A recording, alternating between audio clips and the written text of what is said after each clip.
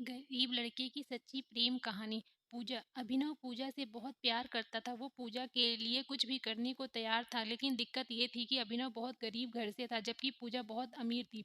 और दूसरी दिक्कत यह थी कि अभिनव अलग कास्ट का था, जिस वजह से दोनों के प्यार में बहुत कठिनाई आ रही थी। अभिनव पूजा से अक्सर पूछता था कि तुम मेरे से शादी करोगी? पूजा जवाब देती थी, मैं तुमसे ही शादी करना चाहती हूँ, पर मेरे घर वाले इस शादी के लिए कभी राजी नहीं होंगे और मैं प्यार कर बिल्कुल भी नहीं करूँगी। यह समाज बहुत बुरा है, हमें जीने नहीं देगा और रोज रोज नए नए ताने देगा, जो कि हमसे सहन नहीं होगा। तब अभिनव कहता है कि ठीक है, जब मैं अपने पैरों पे खड़ा हूँगा तो तुम्हारे पापा से तुम्हारा हाथ मांगूंगा। पूजा हंसते हुए कहती है, शादी में क्या रखा है? क्या शादी के बाद तुम्हारे लिए मेरे दिल में प्यार कम हो जाएगा? यह सुनकर अभिनव सोच में पड़ जाता है।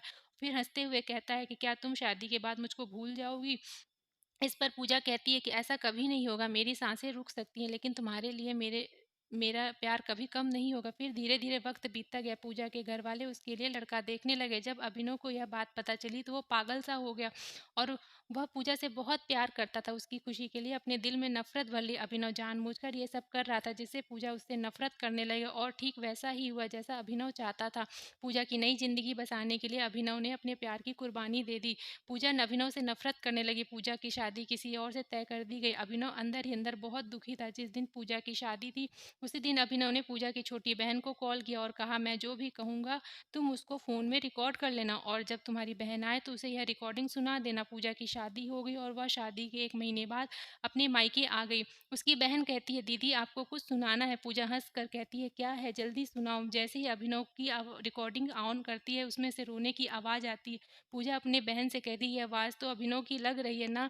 पूजा की बहन कहती है, दीदी जिस दिन आपकी शादी थी उसी दिन अभिनव का कॉल आया था, वह बहुत रो रहा था। आप खुद ही सुनिए वो क्या कह रहा था।